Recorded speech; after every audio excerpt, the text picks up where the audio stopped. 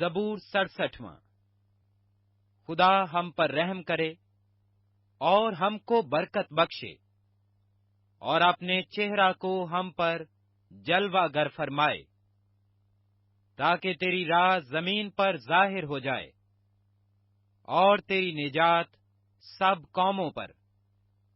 اے خدا، لوگ تیری تعریف کریں، سب لوگ تیری تعریف کریں، امتیں خوش ہوں اور خوشی سے للکاریں، کیونکہ تو راستی سے لوگوں کی عدالت کرے گا اور زمین کی امتوں پر حکومت کرے گا۔ اے خدا، لوگ تیری تعریف کریں، سب لوگ تیری تعریف کریں۔ زمین نے اپنی پیداوار دے دی، خدا یعنی ہمارا خدا ہم کو برکت دے گا۔ خدا ہم کو برکت دے گا اور زمین کی انتہا تک سب لوگ اس کا ڈر مانیں گے۔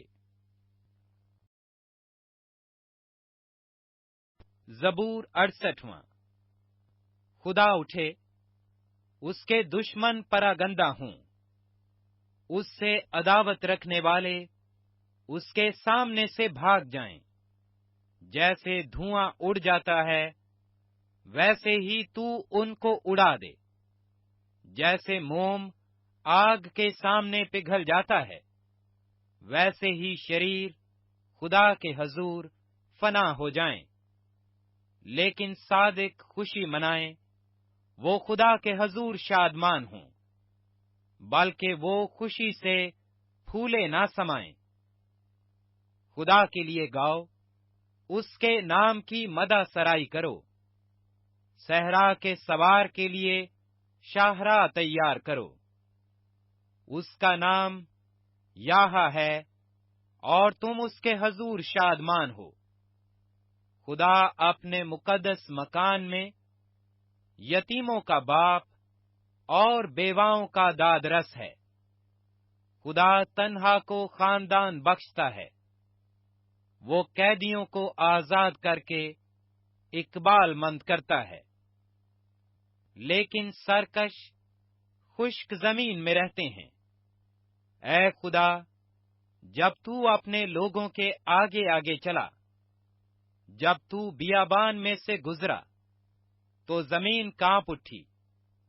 خدا کے حضور آسمان گر پڑے، بلکہ کوہ سینا بھی خدا کے حضور، اسرائیل کے خدا کے حضور کانپ اٹھا۔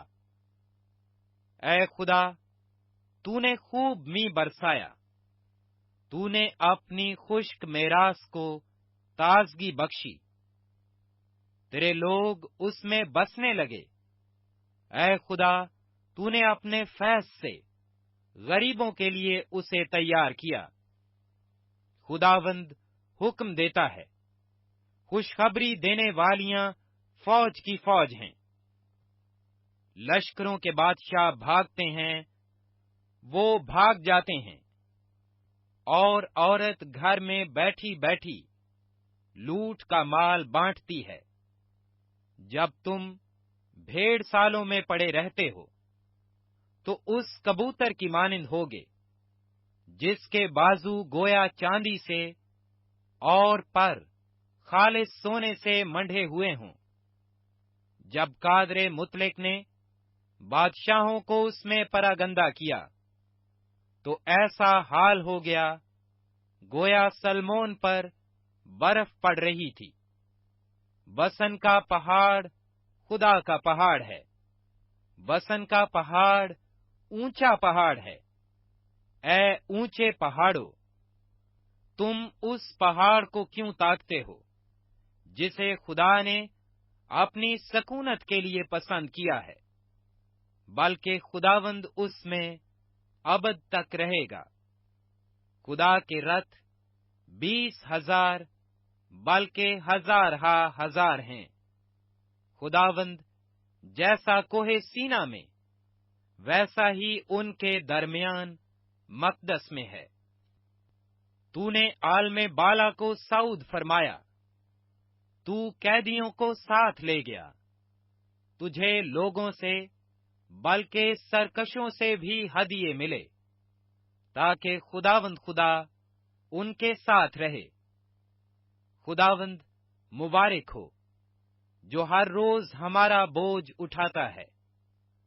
वही हमारा निजात देने वाला खुदा है। खुदा हमारे लिए छुड़ाने वाला खुदा है, और मौत से बचने की राहें भी खुदावंद खुदा की हैं।